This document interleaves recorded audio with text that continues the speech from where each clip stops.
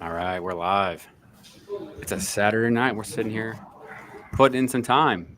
Saturday night live and chill. We're going to be talking about how do you survive in this crazy environment of inflation, cost of living high, and the old stuff may not work, right? I mean, it takes more effort, more income to survive. And I got some amazing guests on today. We got Stay Winning Podcast out in LA, in Orange County. There we go. Yeah. And then Awesome, we got awesome. financial firefighter Marc Oshiro, who's actually working right now at the firehouse out in Shh, quiet. Hawaii. I mean, he's joining us today. Yeah, I don't know. Is it? Is it? It is going. All right. To survive, and I got some amazing guests on today. Hey, why does Yeah. mine look a little blurry compared to you guys? Yeah, I don't know. Yours does look blurry. Right? Yeah. Yeah. Yeah. Oh, Yeah, because I see the black on the outside of your. So I'm not what's sure. going on with Oh, it? we got Ned Talk here. I see Buzz Tune. Let me pull up the chat. All right. Yeah, I'm just. All right. Cool. Yeah, we're just Woo! supporting Joel's channel today. Yeah. What's up, guys? I got Ned coming on Monday. I think Ned's on Monday with Stan and Lauren, and we're gonna have Curtis on with us. How many lives are you gonna do this week? You're changing up your days and your times. Probably gonna do two this week. Okay. Okay. Yeah, Monday, Wednesday for sure. So, in my opinion, if we're talking about somebody trying to get ahead in this crazy environment, generate more income, right? That's what I keep coming down to: is generating more income, building more skills. And everybody on this screen today, and then also in the chat, they're doing things to be able to get ahead. And I think there's one common thing that brings commonality that brings all of us into the same lane. It's real estate, which is a slow, long game, but massive, massive growth to wealth over a long period of time.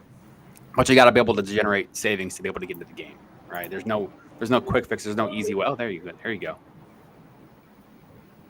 So for somebody that's out there that's spending time with us on a Saturday, right, where you could be going out, maybe you will later go out, spend money, restaurant, bars, whatever, or whatever else you might do. Spending time to be able to focus on your goals, your vision of what's possible to be able to get ahead and have control of your destiny in the future. And Hugo, one question I have for you, you had come on and we talked about YouTube with the upcoming season of season two, Strive for 25 podcast. We talked about your YouTube channel and some social media stuff. But one thing that we didn't get into is your job is in sales, right? I mean, there's people that aren't that good in sales, and you're pretty good at your job. What separates you from the rest of the people that do what you do? Why are you so successful? Give me a moment with the sirens. Mark, I guess you didn't hear that, did you?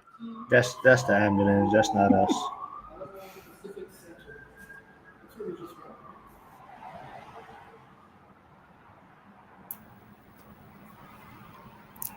Hey, thanks a lot, Joe. Can you repeat the question, please? I think the Yeah. ambulance got me a little bit. Yeah. What separates you in your sales role that puts you above the majority of the people that are in your role? So, man, it's actually a little difficult to describe what I do exactly, since only about a handful of companies do this nationwide. Um, but I'm actually in the business of buying. I'm actually in the business of purchasing. However, it is described as a sales environment. Is that Mark I keep hearing in the background? Yeah, I think so. Oh, that's much more helpful. My bad, Mark. They didn't want to like exclude me. I couldn't even hear myself. All right, my bad. Can you repeat the question again, Joe, or the second part? Yeah, well, in a sales type of environment, right? I mean, there's certain people you have how many people that are going to be in your role in your company or in your type of industry. What separates the best from the rest? Um, a few things actually. So at least for me, um, I follow up my email approach with phone calls. That separates me from the rest of the people in the office because whoever's receiving that email can go ahead and put a voice to the letters that they see on the screen.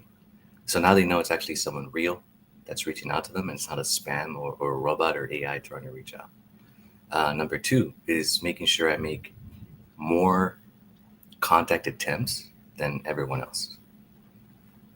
And number three, when I get him on the phone, oh my God, you know, you guys want to listen to this. I mean, does the podcast, has that ever come up on a sales call? No, it has not. I actually don't even have it on my LinkedIn. So I think a lot of people just know me by state winning. I think that's cool. A lot of my personal friends that I grew up with actually don't even know that I do this. So, Yeah. So just to add more about what makes me more successful in sales is I always approach whatever you're selling. I understand that I'm selling myself versus the actual product. So in the situation, I sell myself because I'm actually trying to buy something from them. So I let them know what's in it for them. So specifically what we do for purchasing is class action lawsuit settlements. So for example, you take a company that accepts Visa or MasterCard as a form of payment. They now have a claim in the biggest class action lawsuit in U.S. history, which is about $6.5 billion. The settlement just got approved recently, and the claims period is open until August. So any business that accepted a Visa or MasterCard between 2004 and 2019 is a part of this settlement. So a lot of these, so we take a look at, for example, some restaurants, right? There was a mom and pop pizza owner out of New Jersey, has about like 20 pizza places open. New York and New Jersey had some of the stricter regulations when it came to 2020. And then obviously we know the weather is really cold. So this person, we knew ahead of time their business was going to be hurting. So the benefit to them was, hey, if you sell this claim to us, we can purchase it for you right now. You get the cash up front, and you're able to go ahead and save your business, save these employees, continue the payroll, being that you have limited access to business because it's so cold. And number two, New York only wants people to dine outside. So explaining the benefit to whoever you're trying to sell pitch to is the way to go. It's always what's in it for them, not necessarily what's in it for you. And if they like you, that's the second part that complements that first part. Well said. Well said. You mentioned the email followed up with a phone call, and then you do outreach or reach out more than other people. How would you quantify some of those numbers, or can you quantify how many attempts? Let me see if this answers your question. So a lot of people give up after 5 attempts. I go ahead and make sure I do at least 6 to 8 attempts. And I would say doing that alone, I would see about a 25% increase in contacts. So I always preach about consistency, and I think that's a field sales is where consistency can really go ahead and pay off. Especially in this type of industry that I work in, because we're always in the back of mind. These people have day-to-day operations that take priority over us. So being able to be consistent, like, sending an email once a week, for example, I'm always on top of mind where it's like, hey, I know I have to get back to Hugo because Hugo has money for me. So I mean, it's a different conversation, right? Yeah. You got money for somebody. Yeah, I mean, when I say it, that if I call you, it's because I have money for you. So like, if you don't pick up my call, that is your loss. Yeah. But yeah, it's under the sales umbrella, I guess, if you were to define, my resume. I can't remember who said this. I'm not sure many people did, but when you're in a sales role and you're, especially when you're talking about cold calling or cold outreach, you deal with failure, deal with the attempts, and maybe it's conversion of 1 out of 100 or 2 out of 100 or maybe even less, whatever the numbers are. But when you believe in your product enough, right, your job becomes easier. If you believe in what the product or the service provides and fulfills, and how you can help somebody, it makes that job easier when you believe in it. And when you're giving somebody money, I would imagine that it has a big role, right?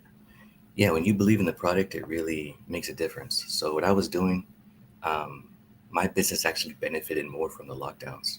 I was told, I guess, the lockdowns from the beginning. I knew it was a bunch of BS. Um, but the more locked down the country got, the more my business flourished.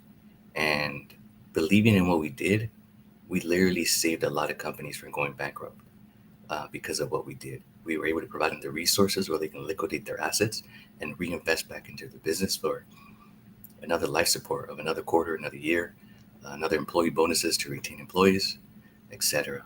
But yeah, let me take it back to what you said about believing in the product. Well, when I was working at Wells Fargo, I would actually be responsible for training the people that would, like if you recall the 800 number in the back of your debit card, I was the one training them on how to pick up the phone and provide the customer service and cross-sell products.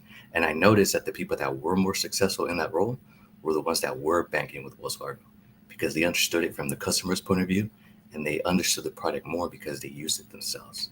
And they were more successful than the people that didn't bank at Wells. So it's very important to believe in your own product and then also believe in your own ability to be able to provide the solutions that people deserve. Yeah, that's awesome. This is for Mark, and kind of going back to, Hugo has monetized his YouTube channel, put in a tremendous amount of work. I think I saw something or a video or maybe one of your reels talking about how someone thought you had like 3 people working on the channel, and it's really just you by yourself. But when it comes to certain things like YouTube or building an income stream or building a following, it just takes time to be able to get there. You put all this work in and you don't even know if you're on the right track. And then you keep going and going and going and believing and learning and tweaking and learning and tweaking.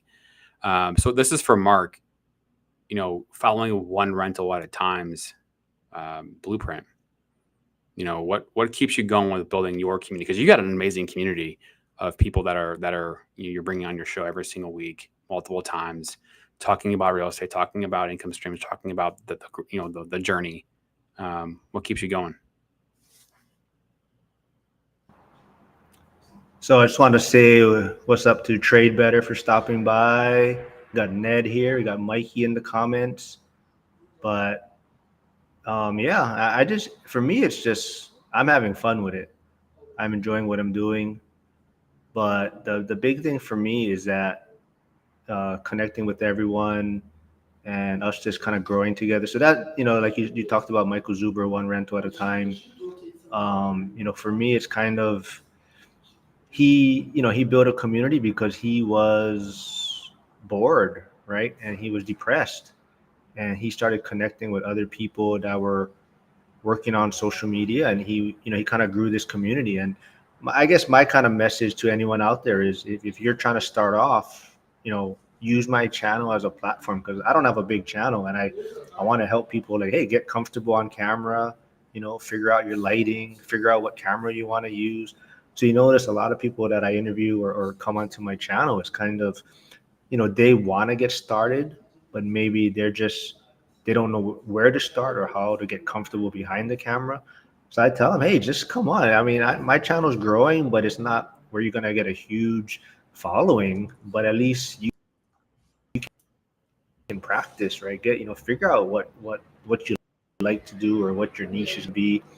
So that's why I got to start a channel soon. And, I got Ned's trying to grow his channel. So yeah, that's what I'm doing. For me, it's more just fun and building a community and trying to see all of us succeed. And I think I forgot, I saw a tweet out there today, somebody posted, but no one out there above you is hating on you, right? It's usually someone below you that's kind of talking about you or holding you back. So it's kind of just getting in this community and all just kind of grow together. Yeah, and just sharing the channel a little bit. Financial Firefighter. So we got FIRE, obviously financial independence, retire early. And you just had a push to get over 500 subscribers. So congrats again on that. I still think that some point in your journey, you're going to be out there traveling, inspiring other firefighters to use that extra time to build a lane, to build a business, build something for themselves. What do you think? Yeah, most definitely. I think I think I'd rather just focus in general of just anyone wanting to get ahead at a younger age. I think a lot of us just fall into this trap of the rat race and go to school and, you put your money in retirement accounts and then, work for your pension if you have one. And it's really just changing your mindset and seeing other opportunities out there. And, I try to even tell the other guys that I've met that are firefighters, and, you can have a great 10-year career and still have a great career, but, you don't, doesn't mean you have to do it for 30 years. Right. And, if you do things properly, then, you can get out early and enjoy while you're young. Right. And enjoy all the benefits. But that's kind of my hope, is that, yeah, I hope to be out there and just inspiring others to get started and look at things differently. And whether it's starting a business, podcast, doing stocks, or, like even crypto, which Hugo is a little more involved in. And I think there's a question here. Someone is asking about real estate and crypto. But yeah, there's so many opportunities out there. Yeah, let me get to that one, Mark. Mhm. And again, congratulations on crossing 500. I'm looking forward to be able to super chat and super sticker your channel. So keep up the good work, my friend. But yeah, I just figured out how to use Restream. So let me say hi back to the people. Buzztone, thank you. I see you. Net Talks, thank you for joining. I appreciate it. All three have MSOI. Yeah, that's my app. It stands for multiple streams of income. You can pick up my merch on my website. Net Talks, exactly. It's my money and I want it now. Yes, so that's the solution, right? I'll give you your money now. Let me wait it out 3-4 years down the line for the settlement and all the legal fees that you don't have to deal with. That's right. That's how we do it. Trade Better, thank you for tuning in. So I'm glad you brought that up to the screen. So awesome to see Hugo. Thank you. Likewise. What do you think about linking real world assets like real estate and crypto? Let me use this opportunity to say a little something. Joel knows a little bit about it behind the scenes. So I will actually be launching my own project soon where I will be doing just that. So what I like about Web3 is that it levels out the playing field. So if you want to do the type of investing I'm doing right now with real estate flips, where it's completely passive for me, a lot of these companies won't talk to you unless you're an accredited investor. Joel might be an accredited investor. He's a big baller. I'm not there yet, but now that I have all these other resources, I don't so much care about going for that title anymore like I did once upon a time. But with the power of Web3, you can actually tokenize that ability now and be able to create an entry level that's much lower to the masses. And we know recently a lot of people have been priced out of real estate due to a 47% increase since 2020, rates more than doubling, just to name a few things on top of taxes and insurance. So Trade Better, thank you for your question. So just a little hint, I'll be using the power of Web3 to tokenize that ability, bring those real world assets to Web3 at a much smaller entry level price where we can all win and level up that playing field.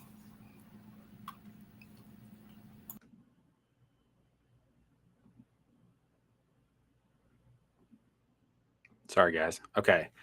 So I know what you're talking about only by a little bit in terms of the terminology and what that means. But for the people out there that may not know as much as the little bit that I know, tokenizing real estate, accredited investor, can you share a little bit more about what those mean?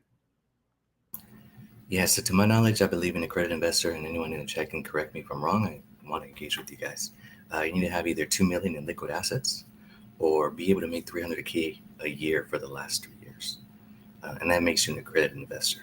So a lot of times these accredited investors have tools or investment opportunities that aren't open to the regular public. So when Robinhood came out, that revolutionized the way the younger generations invest. Being able to fractionalize, instead of buying a $50 share, you can buy just $5 of it. So think about that, but like as an accredited investor with all these other alternative investments that aren't open to the masses. Using Web3 and blockchain technology, we can bring that to the blockchain where it's completely decentralized, and you take a lot of the big players and venture capitalists out of the picture, where you put the power back to the people.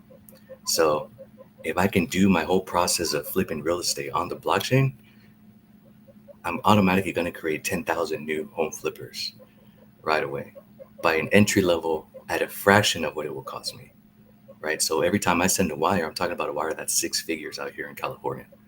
What about if I can make that 2 digits for 10,000 people and be able to get those same benefits?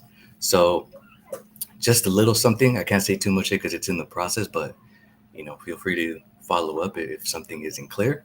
But I do appreciate that question from Trade Better because it's already happening in the Cardano blockchain, and I'm bringing even additional stuff to it at the moment.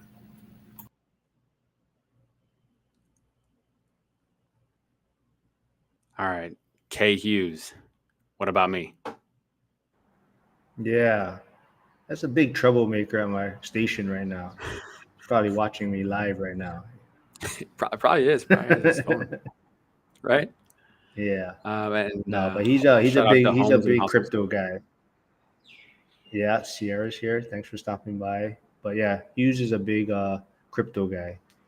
So um but Nice. I yeah, see him but the tuning in accredited from. investor stuff might be changing. Yeah. So the accredited investor, I think aren't they gonna be coming out with they might have a test soon. I don't know if that passed, Oh, right? wow. They were gonna have like a test with the SEC, and then you can qualify through that route. So to make it kind of, I guess, cover their ass, right? If you pass this certain test. Yeah, I did hear something like that. I don't expect much from it. I didn't follow up. To me, it just sounded like election year talk. It's probably just going to die off after December.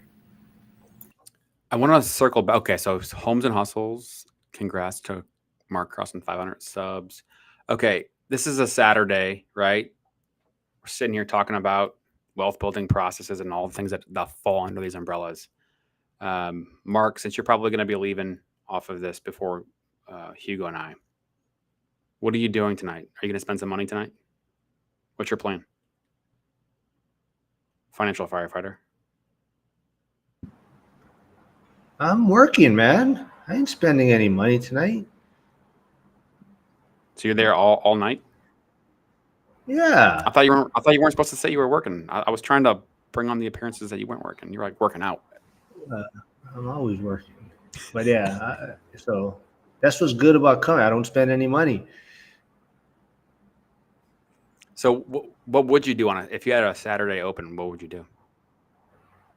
What's your national pastime? It depends, man. It depends if I got my son or if not. If I'm working on some YouTube stuff or social media stuff, but it's always something, man. Because every time I try to do a live now, it's like you guys expect me to come up with topics and stuff. So I gotta like prepare. I can't just wing it all the time.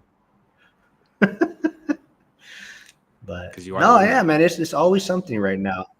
It's always something right now. It's always trying to get to a certain point, and that way do the grind right now, and then be able to reap the benefits later on. But it's just like anything, right? Starting a business, you kind of got to put in the time in the beginning, right?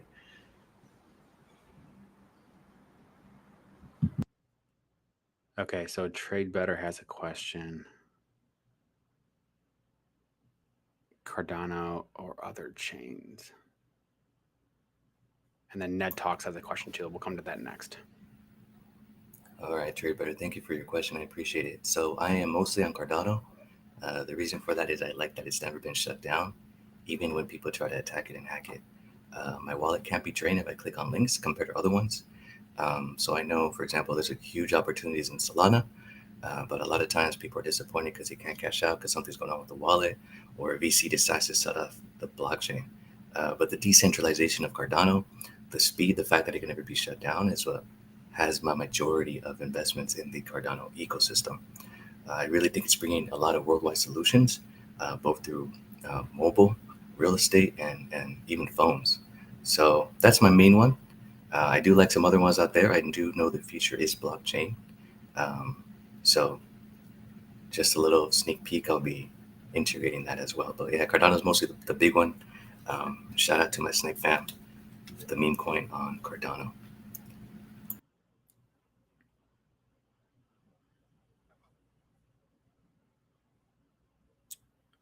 Okay. Had the chat kind of Yes, I going there for put a Ned second. Talks channel, Head Homes and Hustles YouTube channel in there. Go check them out. She's doing a lot of rehab work right now.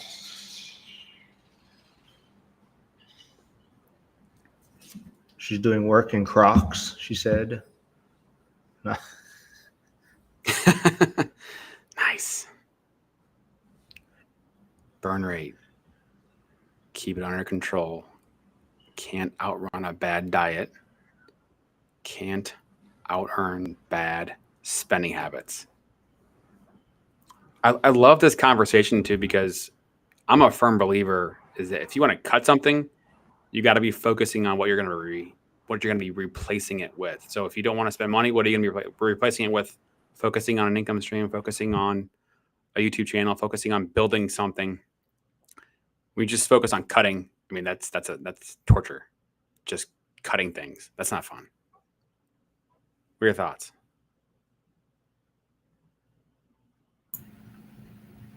I'll let Mark take it first.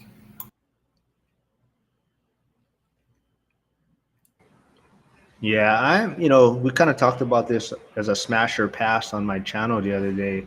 It was kind of the Ramit Sethi's kind of mindset of, not going back on the small things, right? Not, saving in that sense. And yeah, you do have to enjoy. And I think a lot of it is, sometimes you're playing the scarcity mindset, or you're playing the small game, and you're trying to cut back on expenses or cut back on coffee and things like that. When in reality, you really want to be looking at trying to increase your income, right? Try to make more money.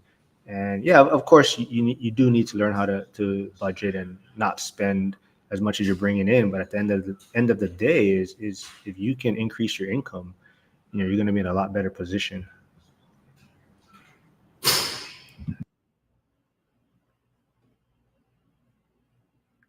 Stay winning. What you got? What was the question again? Well, actually, we should probably do. I should He's probably just he's share my having an screen. early Saturday. He's starting early, I think.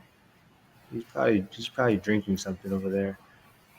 Oh, was it the you can't out-earn bad spending habits? Yeah. Man, a part of me disagrees with that. I love spending money. I love it so much. And it's so Okay. motivating to keep making more of it so I can keep spending more and more. I love it.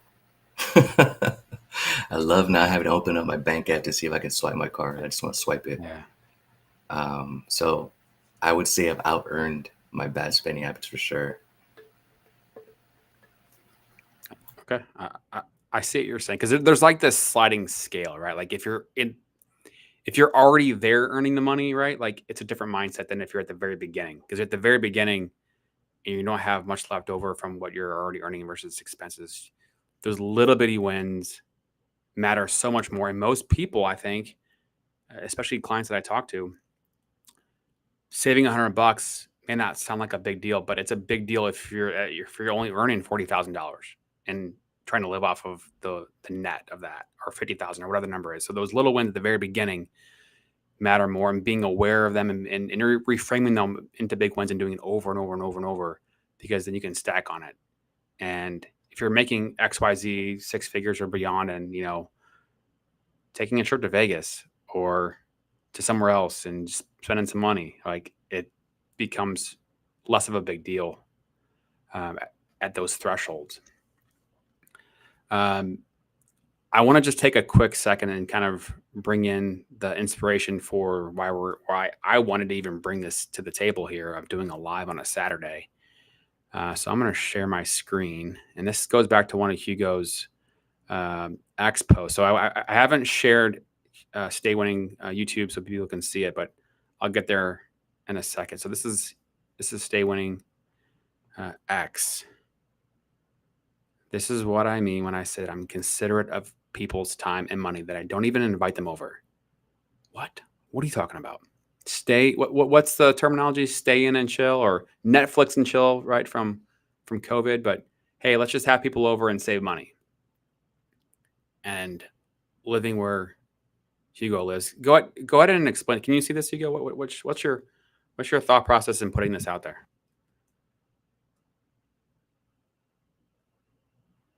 Yeah, so let me bring it up on my screen. That way it's a little bigger, but I would say I knew where my mind was at that time for sure. So my thought process is, man, I'm an American for sure. And one of the American proverbs is that time is money. And being in a finance space, I was like, how could I make that sound and hit everyone's ear where everyone can relate to it? So my post literally was about how time is money, right? So in Southern California, you have some of the most horrible traffic in the whole U.S. I don't know if anyone knows, but it's one of the states where illegals can get a license. So you're adding 4 million additional cars on the road. So that multiplies your commute by double, maybe even triple sometimes. We also have the most expensive gas out of the whole nation because people voted in favor of a gas tax and voted again to keep the gas tax. Well, they complain on their Instagram stories about how expensive gas is. Anyways, different topic, different story. So we know the price of groceries have gone up, right? Because when gas goes up, everything at the grocery store goes up because it costs that much more to ship it to the stores. Because of that, wages have to keep going up to or at least breathe over any type of living situation. So I personally, just like Mark, want to stay on a Saturday and prefer to work, prefer to make money. If I had the option to either make money or spend money, even though I love spending money, I'd rather make money. That's the one thing I love more. But in this opportunity, someone that I hadn't seen in a while invited me to go look at their wedding pictures. And I thought we could meet virtually the way we're meeting now, right? But I understand some people have different milestones in different life. Like a lot of people are priced out of master's degrees, or priced out of real estate, or priced out of starting a small business. So the only milestone that a lot of people are hitting now, millennials, are weddings. So I understand. All right, let's go ahead and make that the big deal. So yeah, that was actually very personal when I wrote this, and I was like, wow, I thought we are gonna have a simple, chill time, and it's actually costing a lot of money.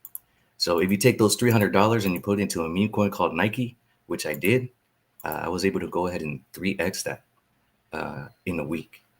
So like I said, I'm agreeing with Mark. On a Saturday night, I'd rather make money than go ahead and spend money, especially when it's going to hang out with other dudes, you know.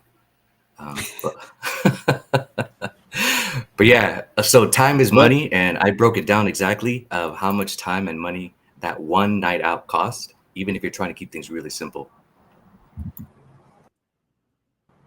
$300. but it's nice to get invited, right? It's nice to get invited when someone has a big place in Florida and have a big event going on, and at least invite their friends, right? I mean, that's like the right thing to do. Yeah, at least give me the choice. You're right. At least. I mean, I got the receipts. They're on my phone. Well, I also want to say what's up to Curtis, PE turned RE. He is a YouTube channel. I put his link in the comments also. And then we got Steven stopping by, another Pittsburgh investor, out of state investor. Well, he lives in, I think he's still in Orlando. He hasn't officially moved to Pittsburgh yet. And then we got Homes and Hustles talking about, she followed my coworker's advice about buying 2 different finishes of paint to remodel to put some depth. See, so social media works, man. People are seeing things and people comment and communicate that way, and you know, uh, growing a community. Homes and hustles. Making some money.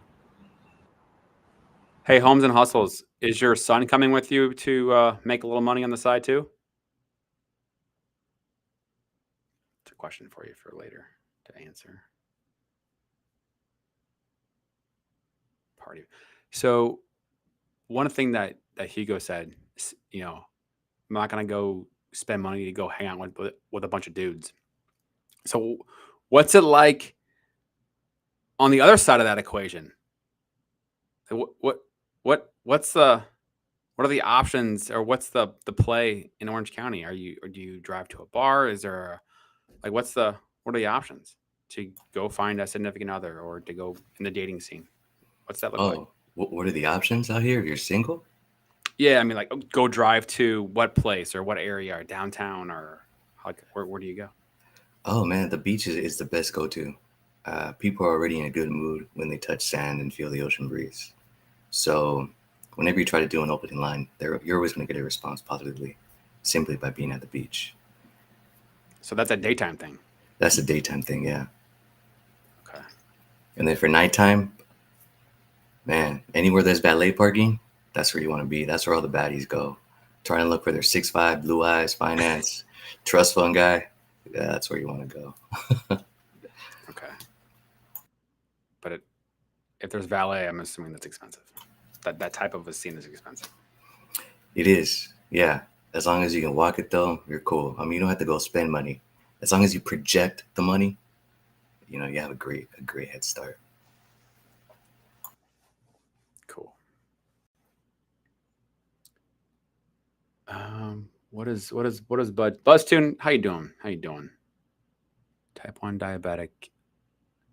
Snack. Good stuff. 7 calories. Yo, this is great.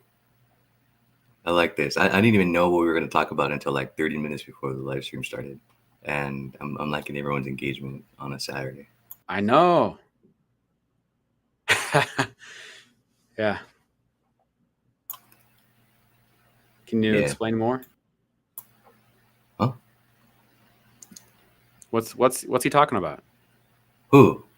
Oh, Buzztune? Buzztune. Who? Yeah, so this drink only has 7 calories. And it's no sugar. Okay. So for someone like Buzztune, type 1 diabetic, this will not give you the jitters and this will not scare your heartbeat. Okay. I don't know what that means exactly. You don't need that. You don't need that, Joe, because you sleep 8 hours a night somehow.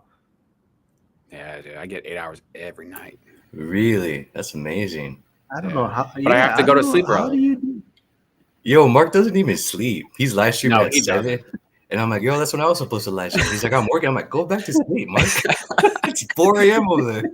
He's got that next 7 calorie. Like, I don't want our audiences to crash. You know, we had the same purpose, and like, you're dragging half my audience down. Oh, hey, it's all good, man. Oh, hey, you gotta show Homes and Hustles comment. You gotta show that one on the screen. Yeah. See? Yeah. Well, she's even close, and you did her. Yeah. Well, it's supposed to close. That property is supposed to sell on the 15th, and the buyers just backed out.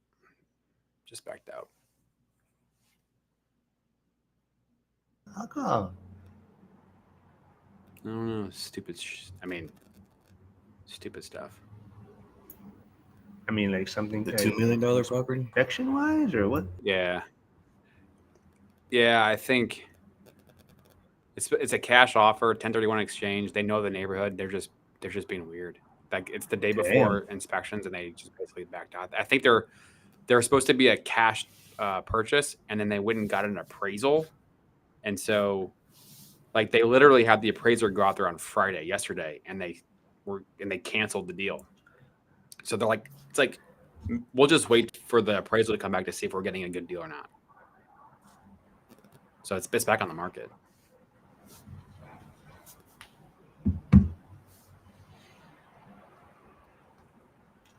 Yeah. So what do you think, Hugo? StreamYard? Notice a difference or anything? I'm liking Restream. So you can also do it on X, right? Because I see some comments from X on here. Yeah. Yeah. So I linked mine. I linked mine to X. Nice. I am liking it. It's took me a moment, but yeah, I do like it. I don't see any glitches at all. The reason I got StreamYard was because I got that Black Friday sale. So I just got the annual one, but I might give this one a go. Yeah, I like it. I mean, the fact that you can have other people also tab. I mean, does the other one let other people stream into their channel? Yeah. Okay. Yeah, you can. It's the same format. It's just I noticed a lot less glitches on Restream.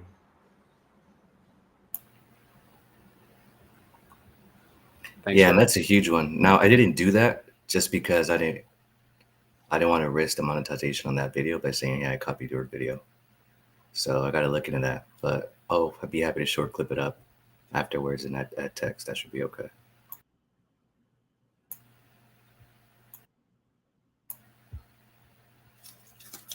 So, Mark, when you get monetized, I won't be able to copy your channel.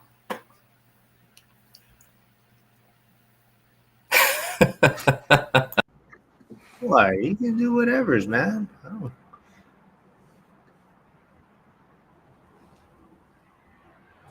How do you? Do you see that, Mark? He's talking to you. He's like, hey, Yeah, is that for Yeah. Mark or for me? from Mark, scared to party with the boys, because there's another one that's talking about drinking with the boys. Oh. I think that was I didn't even see that one. yeah.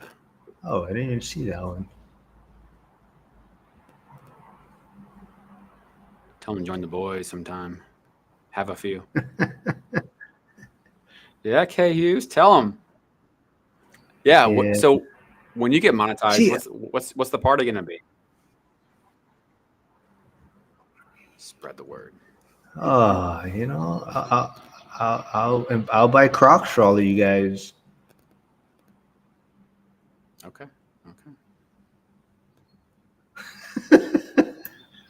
Yeah, I just followed K Hughes on X, so that was me. Nice. Yeah, he's a smart dude, man. Smart dude and a strong dude. I gotta find this one. Boom. Just come out. I'll pay for it. No, man. I mean, last time I drank with him, I left my son at school, man. Oh wow. Yeah, I remember that. Well, just because you told me. See, croc party. Ned's ready for a croc party. Not a croc party. Let's dig into this. Ned Talk says, I don't know, man. Easily burned 9 figures a year and had nothing to show for. Just like the Hollywood types. Yeah. Yo, I don't see half of these comments, so thank you for bringing them on the screen. Okay. Oh, there it is. I missed it. You can easily burn 9 figures a year and nothing to show for it. Just look at the Hollywood types. All income, no equity.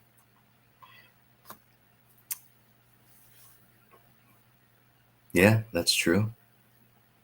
Depending if they have a handler or not, it's true either way. Yeah. I mean, 6 figures, 7 figures. I mean, I know people that blown 6 figures inheritance, and I was just like, yeah, but man, nine I figures had those is like opportunities. right? Yeah. 9 figures is a different. It's a different world. It's a different. Yeah, world. that's where we got to look from the mistake. We got to learn from the mistakes of other people and make sure we don't make them. Yeah. Where are we at in the comments?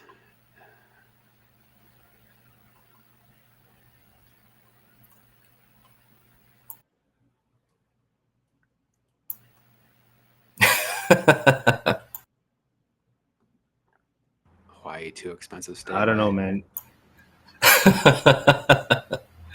That's great. Yeah, man. Maybe Mark could buy your Florida property cash, man. No ways, man. He didn't even invite me there. I couldn't see it. Maybe if I got invited, I could have saw it. Yeah, I'll be in Florida in March, and I'm not sure. That new bullet train makes it so easier to go anywhere in the state in like 3 hours.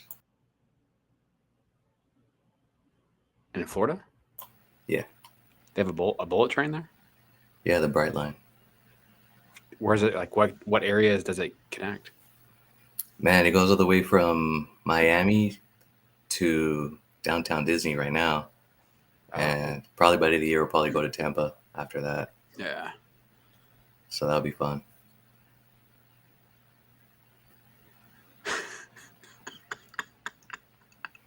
Because you my yard. Still talking about having a party at Mark's house in the garage. I know. Now it's to the yard. I mean, what? Okay. Question for anybody that's here. If you had to make $1,000 a month on the side, what would you do?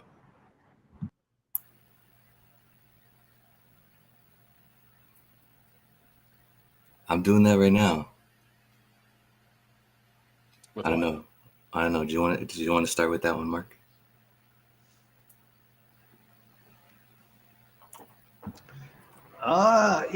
Honest and an easy way to do it, and I don't talk about it much, and not a lot of people may want to do it, but I don't know if, well, maybe Joe shouldn't be talking about it, maybe the lender, but trade lines. I don't know if you guys are familiar with selling trade lines. That's an easy way to make extra money. So if you guys have authorized user space on your credit cards, it's an easy way to make money. And there's companies out there that you can sign up with, and it's an easy way to make money. Have you done it before? Yeah. Cool. Yeah. What's I an know a lot example of, I know. of one? I mean, so a lot of it depends on your credit score, how much your credit lines are, how long the history is, and basically there's different values for each spot. So some people can earn up to $500 a month per spot. Some people, $100 per spot. So, it's, that's some same thing, right? We're not really taught about money and credit, and a lot of times people, when they have credit cards, they cut them up and they close. When in reality, your best option is to keep it open and let them grow on it, and you use those authorized user spots, and you basically put it online to these companies, and you can get paid or you get paid every 2 months. But you can have multiple authorized user spots on multiple credit cards, right? So yeah, I know people that are making a couple $1,000s a month just doing that, and it's like 5 minutes of work, to put someone authorized on your card, and it's an easy way to do it, and yeah, it's easy money. So like $300, sell one trade line for like 3 months and $300, $500. What's an example? Yeah, I mean, like I said, it's depends how long the card's been open. So some people play games with it too. So they might have one card that has a big credit history. They'll open up a new card with that same company, say Capital One.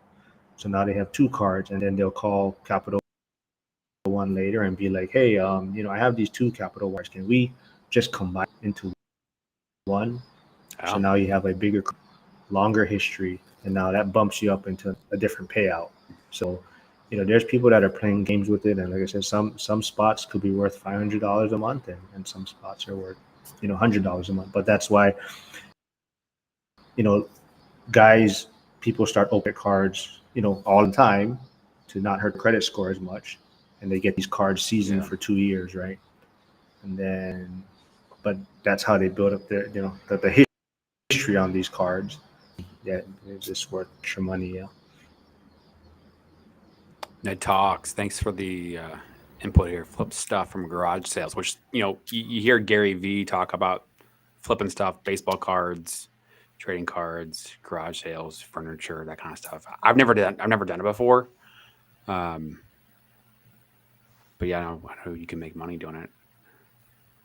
Probably do it with firearms. I don't know anything about that, but I'm sure you can.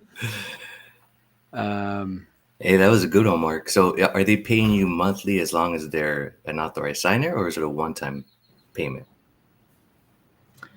So usually you get paid. It takes 2 months to record on that person's history, right? So when you Hmm. add them, you sign them up, and then you'll get paid in like 2 months. And then sometimes the person, maybe it didn't help yet at that time, and they'll renew for another month or 2 months.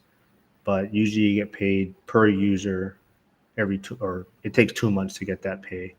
And then, like I said, some people have like 4 or 5 credit cards, and they're just cycling the users, and so maybe they have like 5 or 6 spots being sold every month. Man, that's a good one. Yeah, and it's easy. The only thing is you do have to, you try to have cards that, you know, I have people that their cards have also been closed though. So that's the one thing, is that the companies try to cycle it so it doesn't raise a red flag. and you don't want your card, so you try to use cards that you're not really using anymore. So you have dedicated cards that you're going to use for this, so that if it does get closed, yeah, you might take a credit hit for a little while, but it's not cards that you're having all these multiple bills on, and then you got to every month so that the card is being, but you're keeping the balance as low as possible, the credit utilization as low as possible. Homes and hustles. We mentioned the pet sitting. So she says around $500 a month, 2 clients. Maybe get a couple more. Yeah, good stuff. I forget. Do you do that through Rover, or have you done it through Rover, or do you just do it one-on-one, just on relationships? So if you want to throw that in the comments, I'm curious.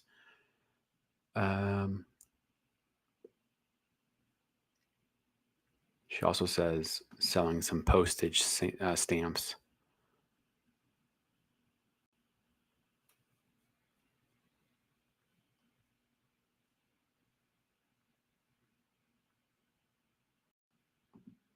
Ned talks about the number of credit cards, the availability of the credit score, and yeah, optimizing for real estate and business purposes, having that strong utilization, having low percentage used versus the limit.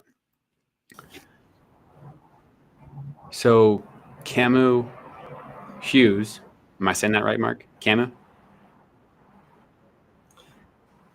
Joe, just don't say anything already. Just Kamu Hughes. It's But I've also heard you say Hamu for HMU, and I'm surprised you said multiple. You figured out MSOI, but we figured you out. I didn't know that. If I would have saw that, I would have been Mazoa. I wouldn't have known that one. Thank you. Thank you.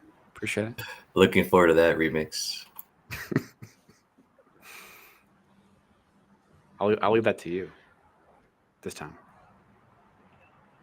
But no, so Camus, he also says, anybody going to be at VideoCon?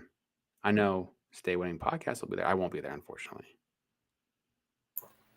No, today was the last day of VideoCon. This is VCon, which I think is a Gary V's convention. Oh, okay. And Gary V also has an NFT collection called V Friends, so I'm sure they're going to talk about that there as well. But I'll be in August. I'll be in LA in August, but that'll be for the Terrence Crawford fight. August, LA. And what did you say you'll be where? At the Terrence Crawford fight. It's boxing. Okay. I wasn't sure if that was MMA or boxing. So yeah, he's the first fighter to win all 4 belts in 2 different weight divisions. Never been done before. And now he's moving up in weight, trying to do it a 3rd time. Does he rock snack? No. That's Michael Hecker. I know. But maybe if throwing at him at the ring, just a little toss. Yeah, you know what? I'm sort of managing his career, at least for all the crypto fights.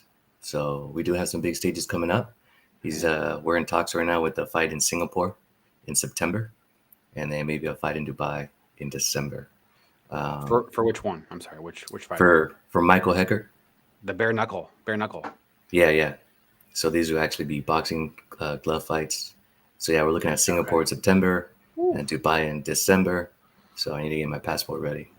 Yeah, that's exciting. Man, he recovered fast from that bare knuckle one. Yeah, he did. Luckily, it was all just cosmetic damage, and because an injury like that could be career-ending if it was anything beyond cosmetic. Yeah. Or at least put you out for like a year or so. So yeah, that was a huge blessing that it was just cosmetic, and then he was back in the ring right away.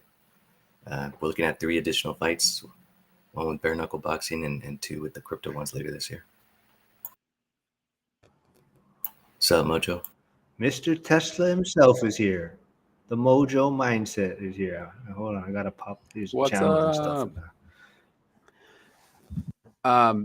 I want to talk about Sneck for a second.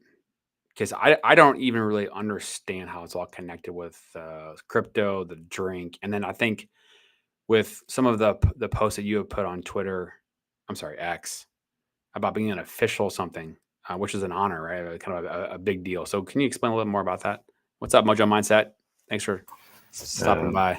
Yeah, let me see if this answers your question. So Cardano is a crypto. It's its own blockchain. In that blockchain, you could build an ecosystem. In that ecosystem, they build a meme coin called SNEC. Now, in order to onboard more people onto Web3 being /blockchain/crypto, they're like, we need to create a physical Web2 product where people be like, hey, what's that? So a lot of the real estate people are going, what's that energy drink? Well, a lot of the Web3 people already know about the meme coin, right? So the energy drink is bringing those two worlds together. So based on the work I've done through YouTube or what I do in person, they've shown some appreciation and have now made me an official affiliate of them. So I was able to get a badge on X, and it's been really very helpful to my brand. I've seen my numbers go up, both on number of followers and number of engagement, just based on that account alone. In person, I've already seen the huge effects it plays on crypto events. Like there's people that have like 100,000, 200, 300,000 subscribers on YouTube in the crypto space. And I'm able to have a seat at the table with those people. So very huge honor. We're very, very excited about that. So now it's easier when I'm out there chilling, snacking the drink to just say I'm an affiliate of them versus before. It was just my own love and dedication to the community that's showing me great support. Does that answer? Crypto, blockchain, meme coin, Web2 SNEC energy product. Can Which, you by the bring way, that drink to the middle of your to the middle? Yeah. Which, by the way, I acquired 2 vending machines, and I'll be putting SNEC energy in one of those vending machines that I acquired out here in Irvine, California. That's awesome. How many different flavors is that? Is that the only one, or are there any other flavors? This is the only one at the moment. Okay. Yeah. Cool. I think I asked that a long time ago. I wasn't sure if there was anything additional. This is your YouTube channel. So when someone comes here, what are they going to get? Man, the whole mission with that is just to help people win and stay winning. So if I can make something out of myself from every statistic possible that was against me, right? So if you take a look at all the stats of single parent family homes, right? Anywhere between 60 and 80% end up in crime, end up doing jail time, end up being dead, especially in the gangs, right? Like all that. So like statistically, I was never supposed to get this far. Now, if you come from an immigrant family, you can multiply some of those stats by 3. So statistically, I was never supposed to make it this far. So all these videos that go viral on TikTok and shorts, it's all about people complaining about their life. And I'm just like, your starting point was way ahead of my starting point. My mountain that I had to climb is way steeper than your mountain that you had to climb. So if I can win with those amount of limited resources, let me show you how much you can win with so much more resources. And that's what this whole channel is about. And it's all free. I don't think I'm ever going to sell a course. You guys can timestamp this, click it, edit it. I don't think I'm ever going to sell a course. All this information will be free because I really want people to win. So we can complain about the world. We can complain about politicians. We can complain about taxes and not having enough money and inflation. But what's in our control is how we prepare for that and how we prepare our future generations. So if I can spark someone to start building the nest now, then I know I've saved a family. And by that, I mean, if you look at the divorce rate in the US, one of the top reasons for divorce is financial problems or infidelity, which stem from financial problems. So if I can provide some financial literacy to maybe save that family and have them build the nest before the kids come, then I'm doing my part more than any politician can do or promise to create a better future for our children. And that's what this whole thing is. It's everything that I wish I had or needed as a kid. A one-stop shop, everything. Real estate, small business, personal finance, crypto, all under one umbrella. And no one else is doing it like I'm doing it. People niche down way more. And no offense to anyone, I think it's great, but it's like, let me cover the whole umbrella. And that's where the whole multiple streams of income comes with. Because the more streams of income that you have, the more time you have, and again, time is money, and the more options that you have, it's hard not to be happy when you have them. Good stuff. Yeah. Hell yeah. Yeah. So I put Hugo's Stay Winning channel in the comments. So Thank you. if you're not subscribed, go check it out. Yeah. And all that you said there, you mentioned something that was, I think, pretty unique, because there's so many people out there trying to make money selling a course who may not even be very good at that. And just there's all these paywalls and all these tens of thousands of dollars of courses and $5,000 and $1,000. And you just said, not going to charge anything, not going to sell a course. And that's something that I can relate with, for something that I posted on my channel a little bit ago, kind of a 5 or 6 video rant talking about the purpose of my channel, and, talking about what I believe is the missing link, because cost of living is so high, cutting and budgeting alone is not going to be enough. The missing link that I think that the people that need help the most is skills and income. Increasing income is the missing link. There's so many people out there that are using, available resources to generate more income on the side or get better at their job or whatever it is.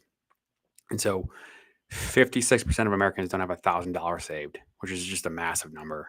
And all the content out there is about cutting and not enough about increasing income. And so that's part of the mission of my channel. But at the same time, there's plenty of people that are on social media, but they're using it as a distraction from life, to decompress, to, get away, and not necessarily to use it to be able to get better at something. And so, social media can only go so far of connecting with people that need the message. And it's going to take more than that, getting, in front of people in various creative ways. And so that's something that's, I've got visions for my stuff down the road. And that's part of, also talking about the next season of Strive for 25 podcast, 100 stories of increasing income, is accumulating these stories, having the blueprints and the guides, and just being able to get on the road and doing some events. Because, what's unique about me is that, I'm in the mortgage business, I'm in sales, most of the people that are in my industry do things locally. And I have a unique kind of business plan where most of my clients are in different parts of the country. I live in St. Louis. I'm doing business in the East Coast, Southeast, Florida, Texas, et cetera, up to the Midwest. And so I'm used to being on the phone. I'm used to traveling and doing events. And that's something that is going to be on the docket for down the road with this platform, is just getting in front of people who need help. Now, obviously, funding and resources is part of that too, right? You can't just have an empty wallet and spend money. So it's got to have to get, be creative and making things happen. But, increasing income, that's why we're here. That's why I'm here. Okay. If you want to get ahead, you can't just cut and focus on cutting. You have to replace it with something. So here we are on a Saturday talking about wealth and income and real estate and crypto, and we're replacing positive things that are going to lift people up and pushing out from the subconscious mind things that may pull you down. So thanks again for all you guys for spending time. And from a vision standpoint, this is something that we're going to be doing over a period of time. I'm not sure every weekend, but continuously doing this kind of a thing. And then hopefully, like you said, someone will take something from it and get ahead. Yeah, count me in. Hell yeah. You saw there's a question for Hugo, I believe. It says, what's with the jet in your profile pic? Oh, it's just branding. It's taking my brand aside. So like on X, right, you will mostly see an NFT. I noticed that won't cross-chain my message to different communities. And I noticed some of even the bigger crypto influencers don't have an NFT. One, because they rather get paid when someone says, hey, put my NFT as your profile picture. So that's another source. That's another source of income, right? It's kind of like, like boxers do. They bring their energy drink or whatever is on the fight, get an extra shout out. So that's just part of my new branding on a private jet picture. So the story behind that, and I'm always open to being, 100% transparent. So my boss is worth around $350 million, and he has a $75 million jet. I think it's a G550. Beautiful plane. We took a business trip when he recently got it. So we all suited up and took that private plane to have a meeting with one of Ronald Reagan's former economic advisors. So that was really, really neat and a really great experience to, again, be able to have a seat at a table like that. So again, when I was talking about all the statistics, right? Like in the 18 to 35 group, I was not supposed to make it this far. So I just want to inspire people that if I can do it, they can do it. And I think this picture here can portray that message across multiple communities outside of just the crypto space. So, question for you, Hugo. Go ahead. Is a private jet, is that in your future? Oh, yeah, of course. Time is money, my friend. I can't preach time is money if I'm not going to live it like that. You know what I mean? My boss gets a call. We're in the office and he's like, yeah, I'll see you at lunch in New York. And he's going to be there at lunch in New York because you can get there so much faster. So yes, a private jet is in my future. Again, you can timestamp this, edit it, clip it, rub it in my face. Yeah. It's going to come true. Maybe it not might be as nice as a G550, but Yeah. you know, and as long as there's a room for me and like 4 girls, we're good. What about the environment though? Hey, as long as they keep flying private, I'm gonna keep flying private. Right. As long as they buy on the coast, I'm gonna keep buying by the coast. If you zoom into the map right now, I'm 3.5 miles from the beach. So as long as they keep driving GTs, I'm gonna keep driving GTs. I love it. I love it. Yeah. Also, So go ahead. no, there's also Steven made a comment about his side gig. He got a drone for doing professional photography. Yeah. Oh, that's huge. Congratulations. That's awesome. That's cool. I mean, I want to go back after this is done and take a list of some of the different examples of things that people have mentioned about ways to generate income. So thank you all for sharing this. This is good stuff. Hopefully anybody else that's out there that will see this in the future will have some ideas and maybe share as well. Mojo Mindset, can't save your way to wealth. So true. Yeah, no millionaire ever told me to save my money. Yeah.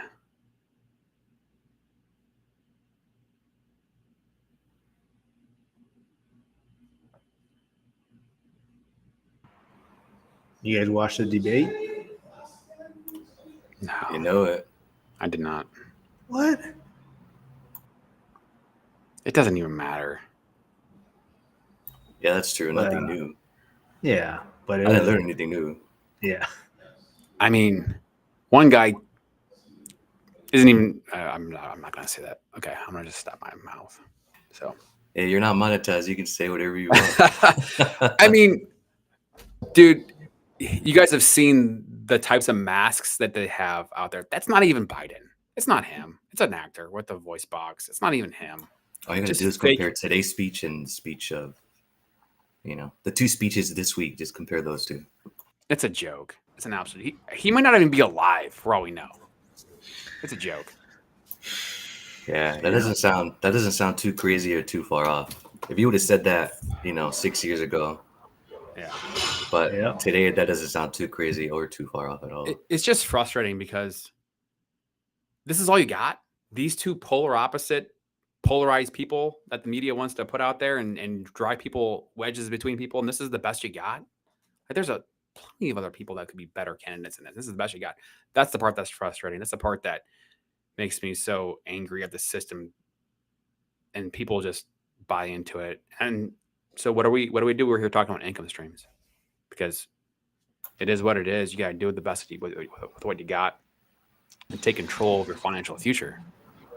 Yeah, so I'm glad Mark actually brought it up, because then it brings up the point that you said. At the end of the day, whoever gets into office, your answer and what you got to do is make more money, whether it's increasing your one income or setting up additional streams of income. I think at this point, just the way X is going, for example, and I'm going to say it so we can go in and clip this later, and because I'm very aware that entertainment sells much more than education. If you're not making money online by the end of 2025, you're not doing it right. You're missing something in life, and you're going to fall behind, and you're already falling behind. Time, bills, they don't stop for anyone. So you need 8 hours of sleep. In the chat, we were talking about 8 hours of sleep. My testosterone levels need 8 hours of sleep for me to perform peak performance 24/7, go more than one round. So you have to make money online, because online is 24/7. While you're sleeping, your money's working for you. So if you're not making money online by the end of 2025, you're not doing something right.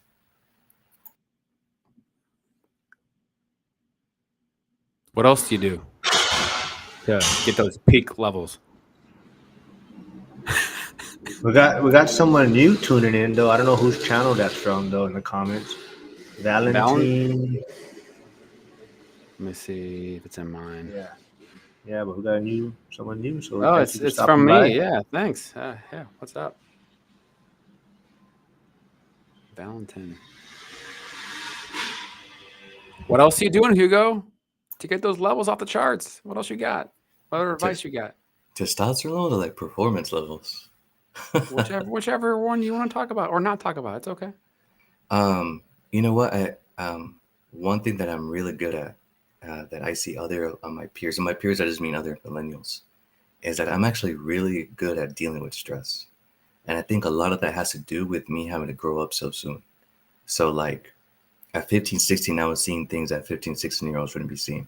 So now when things come across my desk, metaphorically speaking, I can laugh it off and go like, oh yeah, it's going to be okay. And, you know, a lot of times people might, it's the first time they're seeing these things. So the fact that I'm able to control or not even stress about things at all, I think it's actually very, very helpful in me getting 8 hours of sleep, in me maximizing my productivity in the time I do have. I mean, Mark knows it. I mean, Mark works just as hard. I see Mark. Mark has so much testosterone, he has no hair. You know what I mean? So, Hey, that's a flex. Who posted that today? Steve the millionaire or something. yeah. All right, Homes and Hustle. Thanks for stopping by. Yeah, thank you. No, I think what you just talked about, I think across so many athletes, leaders, the best employees, entrepreneurs, the ability to deal with stress and to navigate that from a mental standpoint, from a physiological standpoint, and it's just not talked about enough, I don't think, to the everyday person. Because when you're taking yourself in your current state and you say, hey, you know what, like my life is not good enough. I'm working a 9-to-5 job and I want more out of my life. And whatever you're going to do to get to up here, it takes change, it takes vision, it takes extra work and doubt, fear, naysayers, questioning, why are you doing that? Why are you not coming out with the boys on a Saturday night, drinking beer? Having that foresight and the vision and the belief that it's going to happen. All those things, but the physiological is going out and working out and relieving the stress, getting the walking. And anybody want to share anything about their routines or what they do to put their body and their mind in the best place possible? I'll share one. I mean, I've got 2 boys that are 5 and I'm married for the time being. And so I have a membership that I go do a 30-minute workout, just enough to get in and get out and get home. Like it's super simple, but it helps and it helps me. So anybody has something they want to share? Well, you better be working out because if you go to Vegas, we're going to the batting cages. I'm gonna bean you right in the butt. I bet you I can still probably throw 75 miles an hour. If I worked out to it, I could probably throw 75. I haven't thrown a ball in 5 years. You saw Ned Talk's comment about Warren Buffett.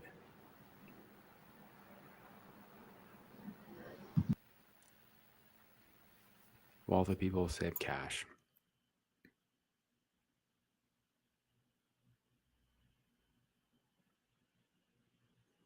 Yeah. Yeah, and that kind of goes back to the smash, pass or smash, saving versus investing on your channel, Mark. That conversation. You got to save to invest. Oh yeah, definitely. I think it's they go hand in hand, but you also got to know where that tipping point is, right? I mean, at some point, saving is kind of detrimental, right? So, you're talking about Warren Buffett having all this capital, but at some point, I think he just has an excess amount, right? He's been a good investor. He does know how to save, and now he's just generating so much income that he had. It's smarter for him to actually save cash because he doesn't necessarily need to. He's not growing right now, right? He's just preserving and he's finding his right opportunities to take advantage of the market. So for him, yeah, he's going to have money in cash. But for those that are growing and trying to scale, it's a fine line, right? Like we're saying, you still need that discipline to save and know how to save, but it's also being able to grow and grow your income. Yeah, it's all relative, right? I mean, 150 billion in cash is exponential to everybody besides probably 10 people. But yeah, I mean, if you want to be able to have the opportunity to get a good deal, I mean, kind of going back in time, right? I mean, if you have an all cash offer in real estate in the old days, that would get you well above, your typical market and get a better deal. Maybe you get a better price. It's less of a tangible value in this market. But if you're holding on to cash, there's typically a purpose for it. Mojo Mindset says 75 hard. I never heard of 75 hard until just probably a couple weeks ago. Anybody have any knowledge or thoughts on that?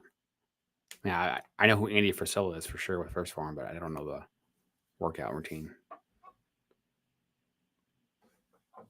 Nobody. So I interviewed the guy Curtis. I don't know if he's still here, but PE turned RE. So he's a PE teacher in the Pacific Northwest, but he's house hacking.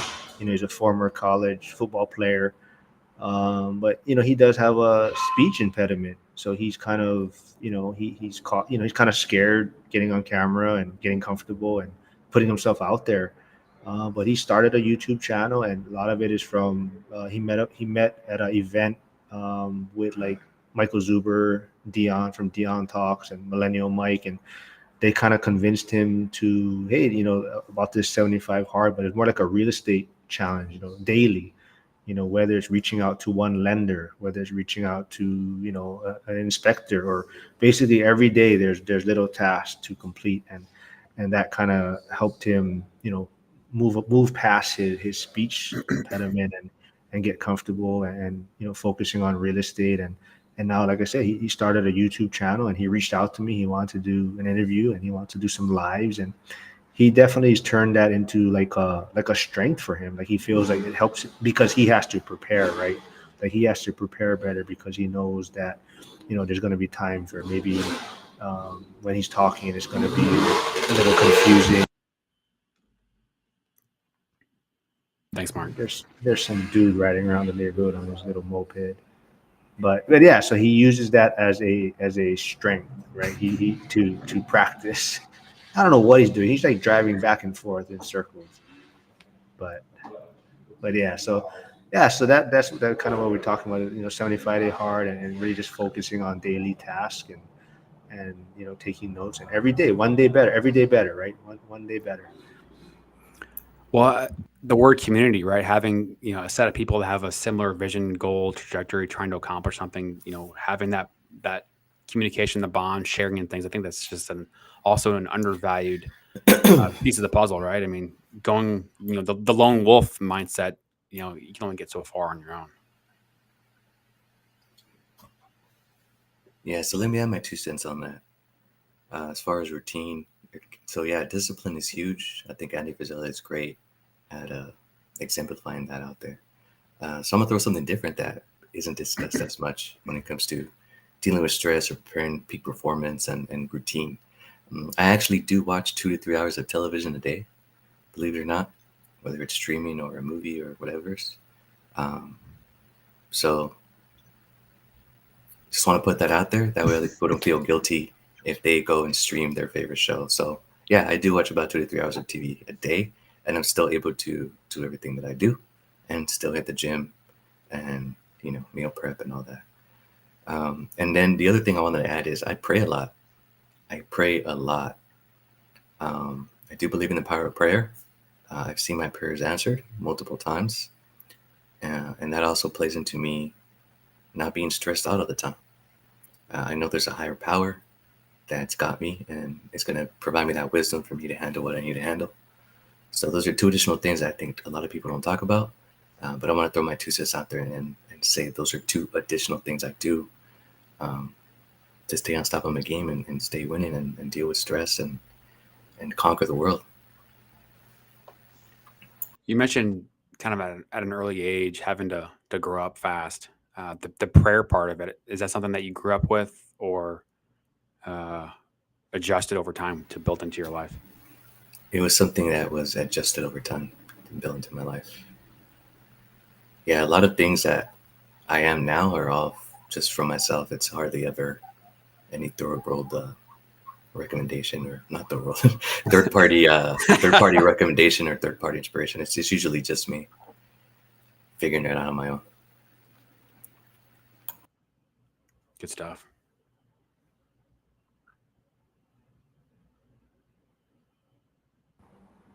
All right, Matt. Thanks for stopping by, man. Yeah. Thank you. See you, Matt. A lot of investors stacking dry powder.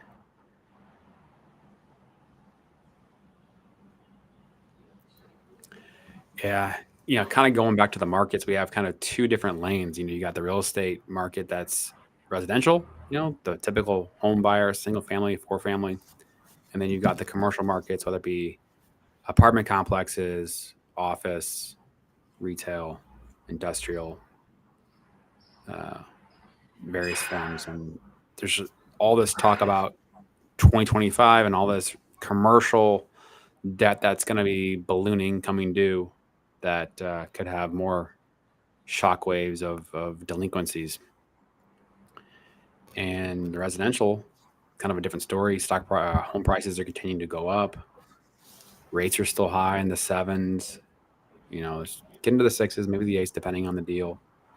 But I keep talking about the fact that 3% rates changed everything.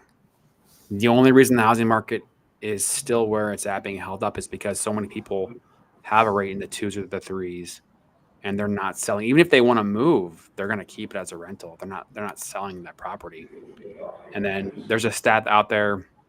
This is from late 2022, so this could be different today. And I forget the source, so I do apologize. But 39% of homes are free and clear. And then, 39%. And then of homes that have a mortgage, 59% have a rate below 4%. So if we start to kind of do some Jedi mind tricks, you're talking 70% of the houses out there that are never going to sell. Yeah, those are the numbers I've seen too, for sure. Okay. So housing market doesn't seem like it's going to implode. Maybe you see something go down for a period of time, but you're not talking about an 08, 09 crash based on just the data. And that's the part that scares the crap out of me, is talking about affordability and the ability to save money. The average age of a first-time home buyer is 36 right now. And just, 4 or 5 years ago was 27, 28. So this next wave of 20s and in the teens that will be, adults in however many years, are they ever going to own a house?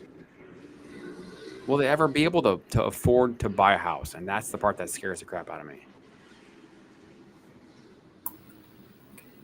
Yeah, so well said. Your stats are pretty on par to what I post. So thank you for that data, because it tells us a lot about the residential market. If there's any type of crash, it's definitely on the commercial side. So there'll be a lot of opportunity there. But I don't think the benefits will be for first-time home buyers. I think the benefits will be for people that are 2, 3, 4 properties in, who have that extra equity and capital to be able to make those bigger purchases. So if you look at 10 units, for example, and then commercial, real estate crashes, you possibly get 10, 12 units for like $2 million. So you're looking at like 20,000 per unit. And if you think about it, if you try to buy a condo, you're looking at 400K. So the opportunities for commercial real estate are coming. But I think residential real estate is still really, really safe. So in 2020, we were 6.5 million homes short. The border's been wide open. So your guess is we're probably about 13 million homes short now, 4 years later.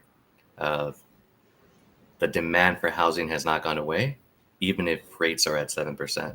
Most transactions now are actually cash transactions too. Yeah. But as far as the future generations, I do think a first-time home buyer has it the most difficult entry-level point in U.S. history at this moment, for any first-time home buyer. I think that's pretty sad. I think that's a shitty situation to be in. But as far as future generations go, that's up to us. If we build the nest, we plant the seed, we have something to hand down to our future generations, or that's one less thing for them to worry about. So plant the seed and give them the shade to chill and enjoy. Well said. Well said. I want to come back to that, Hugo. Troy's got a message here, which is kind of the purpose of why I want to be spending time here, is to talk about this conversation right here. This is Troy Roberts. Hey Troy, if you want to, I'm curious where you're coming from. What area of the country? He's from Hey guys. Washington.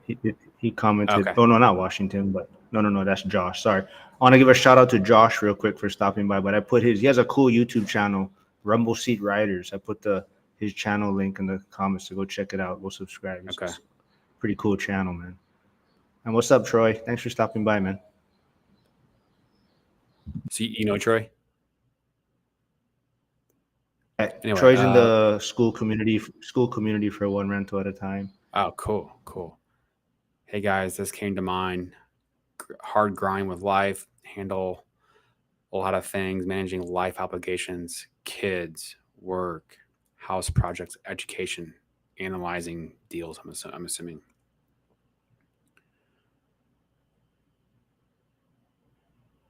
Anybody have any advice on this?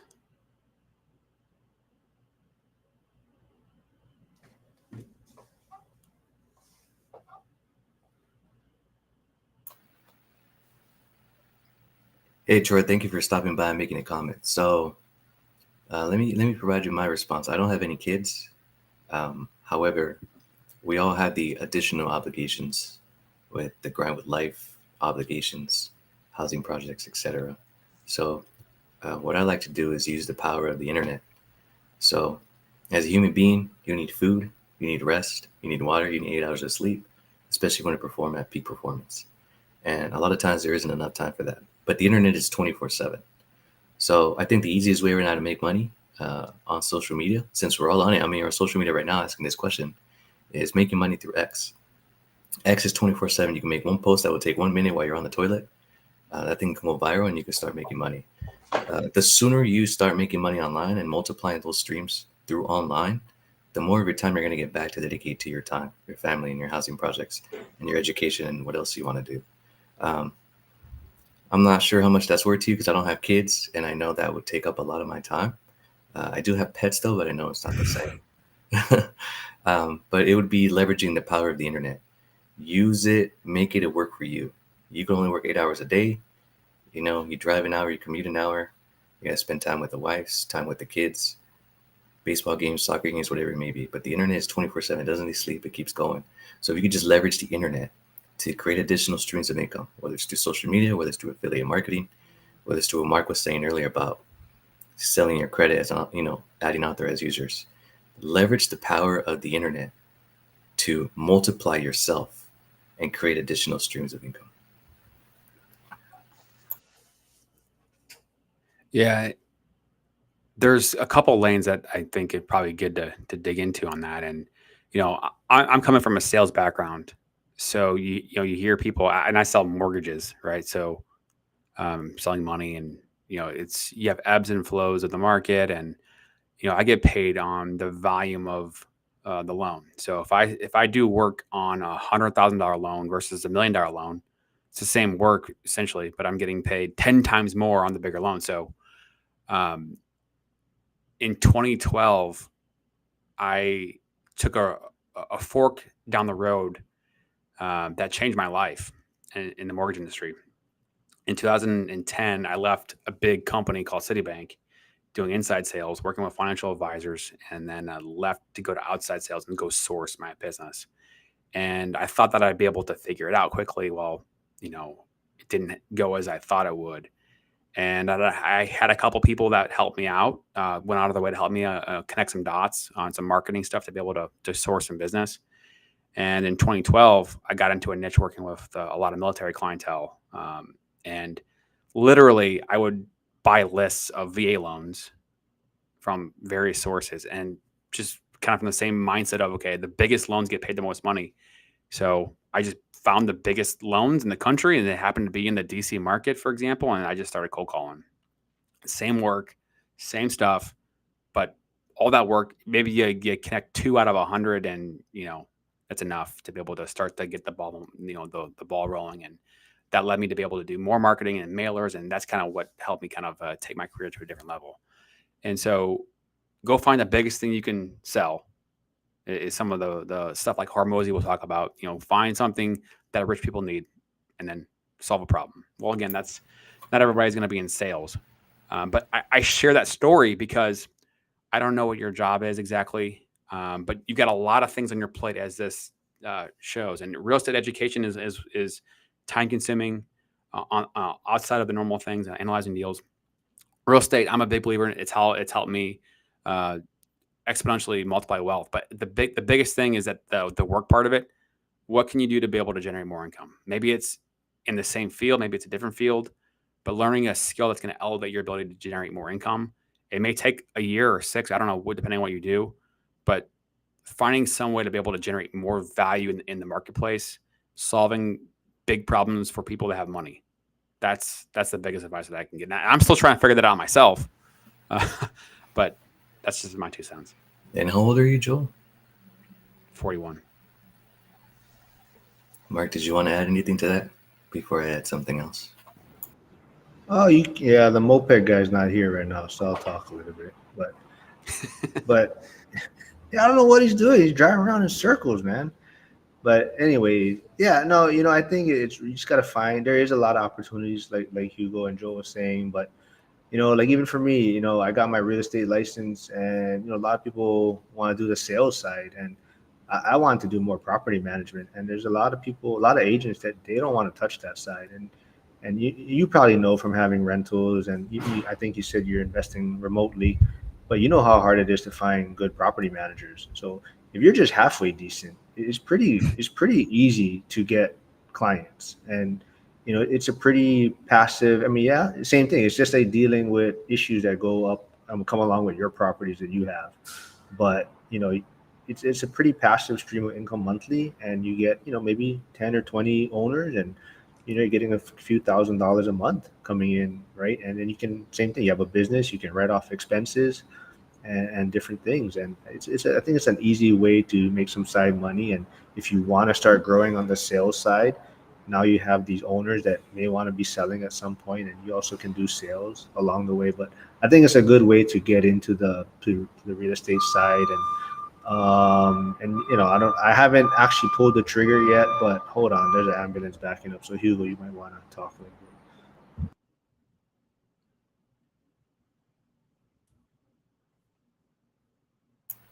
Man, you got all the background sound effects over there. So this is actually my least favorite part about the personal finance space. Because personally, I say, learn from the mistakes of others. Now, this life is not a mistake at all, but I understand the time and dedication it takes to maintain a relationship and the time that your kids deserve. So I'm all about, my brand is building the nest first. So when you're on the grind for work, you have the flexibility to go to your kids' soccer game, your kids play. You don't have the stress to come home and not spend time with your significant other. So for those that just tuned in, or for the younger crowd, that's why I preach build the nest first. When you have planted all the seeds, you're setting up yourself for a more successful relationship that's not tainted by the lack of time and the lack of money. Kids are the biggest blessing in the world, and they deserve the best. So if you could build the nest first, all you're doing is giving your kids the greatest opportunity that you may never have. But that's my least favorite part about personal finance, because I have to touch on subjects like this.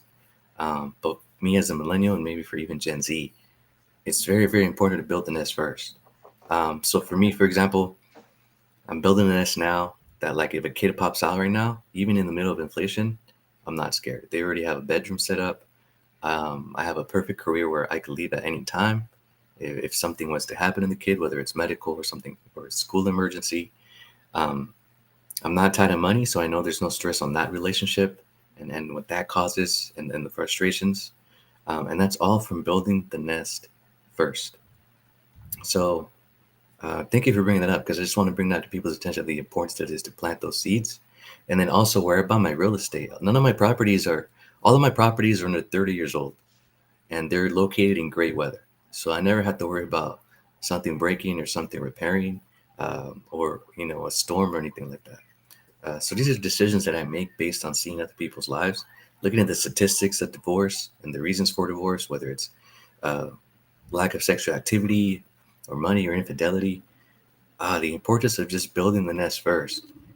You prevent a lot of things. You prevent a lot of unnecessary, I don't think suffering is the right word, but unnecessary tension, whether it's with your spouse, whether it's with your kids, whether it's your own peace of mind. Um, but yeah, that's the importance of my brand and building the nest first. And I hope whoever's listening doesn't take it the wrong way and sees the importance of what we do have control over. Can I dig into that for a second? So, starting and building the nest to have things prepared, I think even more incentive for someone to start thinking about these things earlier. So, Absolutely. where did your journey evolve to where you said, okay, this is what I want to do, this is possible, and I'm going to start building that nest? Was that always something that you thought about, or when did that turn for you as a priority? Man, it's true what they say.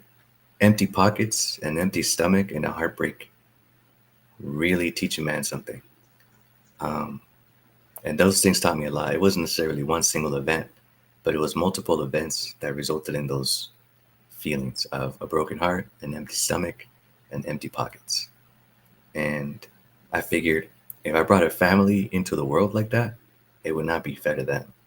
So let me set myself up where I will never have to feel that way again, where my pockets will never have to be empty. Like I could lose my job right now. I have 7 additional streams of income to hold me that I could just focus on and keep multiplying those, right? So that's that part.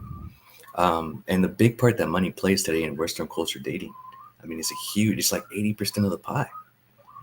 Um, and it's just a sad truth. And as men, I do believe we should be the providers and protectors. And money's the biggest equation when it comes to that.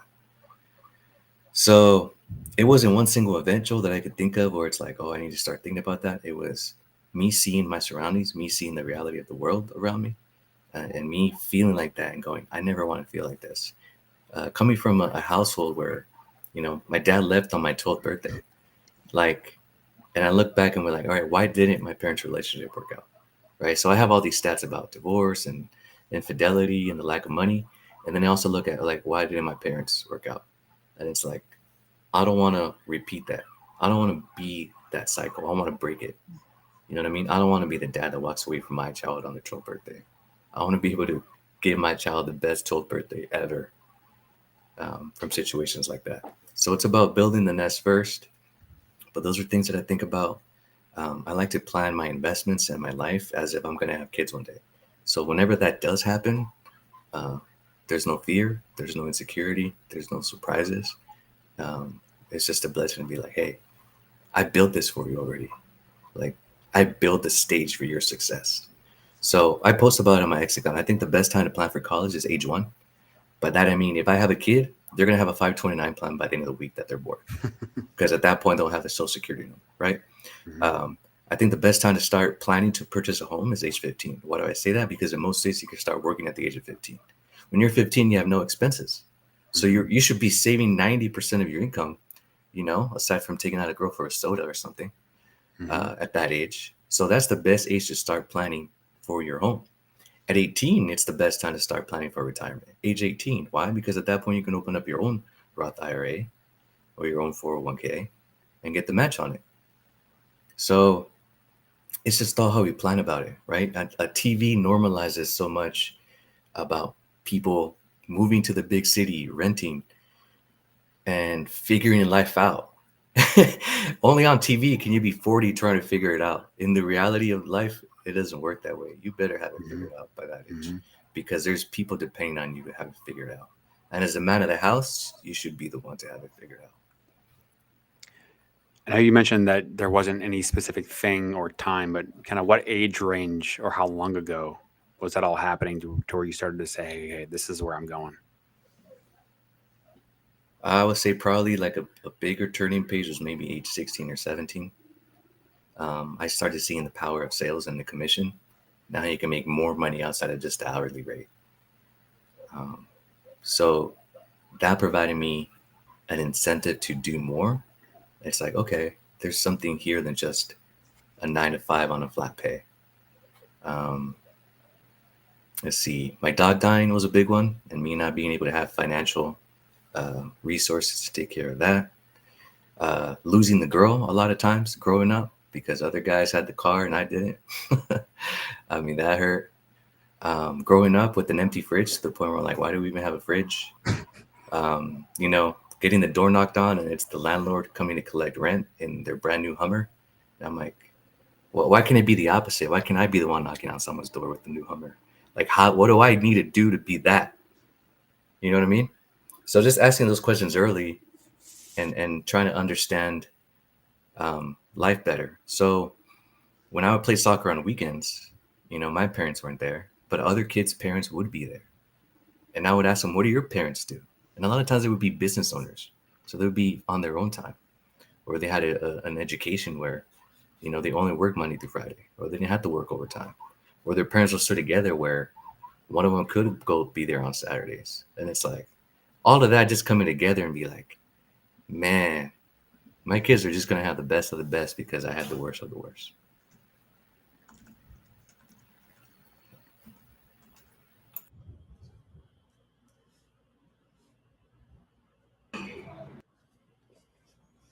Yeah, I mean, as we're talking about this, right? I mean, there's so much information out there, but if you don't have the ambition, the purpose, the drive to take the information and use it, and unfortunately, I think for a lot of people, it takes some type of struggle, failure, pain of some sort to be able to just knock you into the right clarity or vision to want to take those extra steps to get ahead. Because again, if you're in your comfort zone, right? Why do I need to put this extra energy and struggle to go do extra stuff, right? I mean, it takes something to push you out of your comfort zone, and that's kind of I think part of human nature.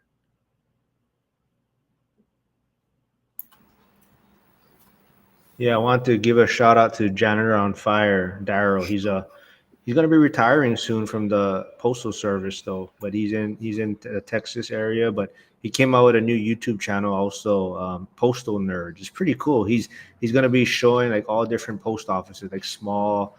And I didn't really realize it, but I guess he said the postal service. I don't know the exact term, but they're they have to serve all communities, I guess, unlike UPS and FedEx. So that's why a lot of times they like the bigger regional postal offices charge for things. They still have to bring in money to cover for these smaller post offices. But so he's going to all these small kind of small neighborhood communities and showing the post offices there, and it's pretty interesting. It's pretty cool. So go check out his YouTube channel, Postal Nerds. But super cool guy, super funny guy. He's seriously gonna get us arrested in Vegas when we go there for the one rental at a time event next year. But yeah. I mean, Hugo, you always talk about it, man, and like I said, it makes a lot of sense. Building the nest first, and sometimes things happen, and you can't always prepare for it. But the best you can do, right? I mean, sometimes just doing little things and preparing as much as you can, and just realizing that yeah, like you said, things can happen, and being well prepared for it is super important. And it just like we always talk about, it comes back to mindset and community, and just really being around other people that are doing it, or thinking about it, or having this vision of providing more, right? And like I tell, a lot of times people look at me and like, why am I doing what I'm doing? And I'm pretty comfortable with what I have, and I'm pretty set. But it's like you're saying, it's more for my son, right? If I can put him at a better starting point, now he can just do anything he wants in a sense of starting a business or being more risky in his endeavors. And at the same time, now, like you're saying, if he has a family and he's at a better starting point, he can enjoy all those things that you were just talking about. How, you have more time. People. A lot of times people go on trips, like family trips, but everything is scheduled, right? Because they got to finish the trip, at a certain time, or they have to be at the airport at a certain time. But like you're saying, if you have private jets, or if you have time to not be at work, you don't have to wait in those lines, right? You can skip the line, you can pay to get ahead of the line, or VIP passes, and you're saving all this time. But it all comes from doing the work, and putting in the work, and thinking from a generational standpoint.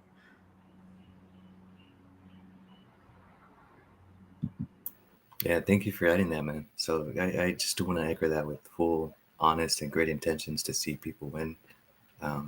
That's my message with it. So thank you, Mark, for adding that. That's a great point and example.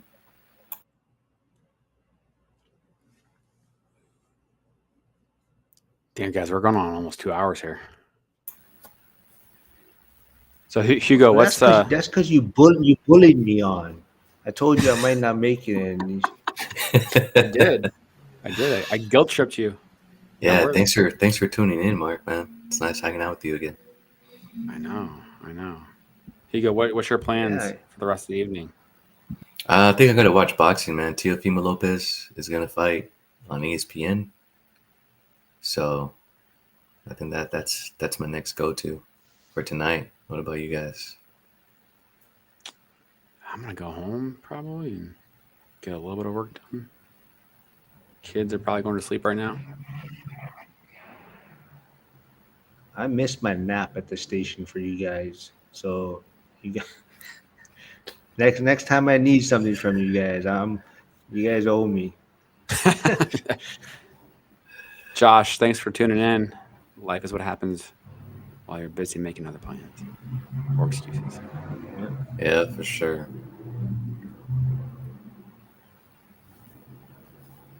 Yep. So right. what, Joy? So are you on? Did you pay for Restream, or is this is not the free one, right? No, I did upgrade to the 1080p one. Oh, what is that one? Is that the what? How much are you paying a month? I don't know. I just clicked the button. I don't know. Oh, I think you might be the one higher than me. Yeah, I think I was gonna switch to that one for the 1080 for the See, 1080. man, so balling doesn't even have to check the price. Huh? Probably cancel it tomorrow. It's okay. No. Oh, I think Troy put in one. Hey guys,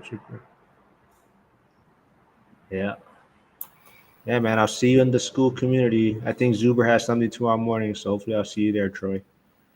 Cool.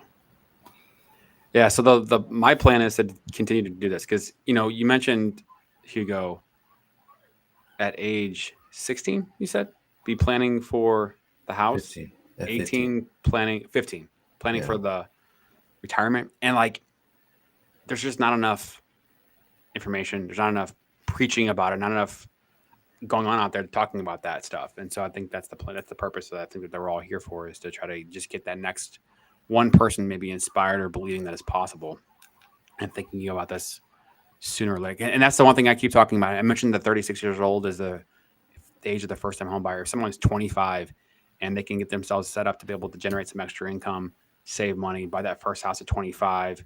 I talk about the stair step method, buy 4 houses in 8 years, which is a very aggressive. I get it.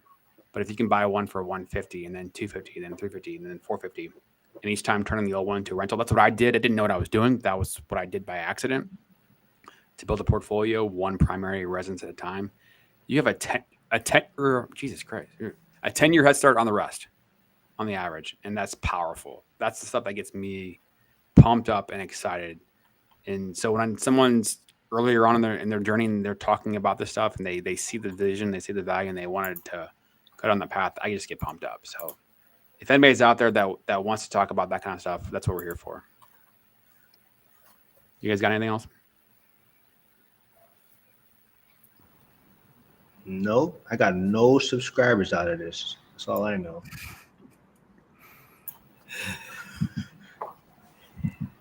Yeah, that's I like that method, and I think you're right. It does put you, if you can get a house in your 20s, that puts you years ahead. I mean, I saw it when I got my first one at 24. But yeah, if you could do all 5 or 4 that you say by age 30, I mean, if you go by the rules of the law or the government where you retire at 65, you're seated away. At a minimum, you get those 4 properties between 25 and 35 and max out your 401k with the match. Like at a minimum, if you do those 2 things, you're way ahead of everyone else. Your future offspring will be way ahead than everyone else. And just want to echo the comment where someone said about like Zuber just saying just doing the work, and that's what it comes down to, right? You could choose your hard. So like Mark, right? He goes to the gym. Getting up to go to the gym is a bitch. Whether it's before work or whether it's after work, it's hard. It's a hard decision. Not eating the burger, and eating a protein shake instead, that's hard. But you choose your hard, right? Like your kids deserve you to be healthy and your kids deserve you to have all your money in place. So it's like, if you're not choosing that hard, what's the end result? Heart disease, the number 1 men's killer of health. That's your other hard. So you can choose your hard, and just want to echo that when someone mentioned in the notes of what Zuber says of doing the work. It's just choosing your hard. So if you're on the toilet and you have a phone, you're getting money off on X. X is only going to get more monetized as it goes on with pre-roll ads, tipping on spaces, and you could do that all from the toilet. So like I said at the beginning of the stream, if you're not making money online by the end of 2025, you really are falling behind, because the world is that competitive, especially for the younger generation. The world really is that competitive. Instagram makes it seem that everyone has got it going on. So as a regular guy, no one will even turn and look at you. You have to be extraordinary to even have a chance at this life as a man. But yeah, thank you, gentlemen, for your wise words. I appreciate always doing a live stream with you guys, whether it's on your channel, Joe, or your channel, Mark, or even my channel. I think the conversations we have are really valuable, and I hope people really walk away a better person because of what we shared here today. Yeah, thank you both for making time. A lot of fun. We'll do it again. I'm hoping to maybe do it again in a couple weeks. We'll see. Next weekend is a holiday, so I'm gonna take that weekend off. But yeah, thanks y'all. Yep. See you guys Monday, Wednesday on my channel. Joe will be there on Wednesday. Damn right. All right. See you guys. Enjoy your Late, weekend. probably late though. Probably late.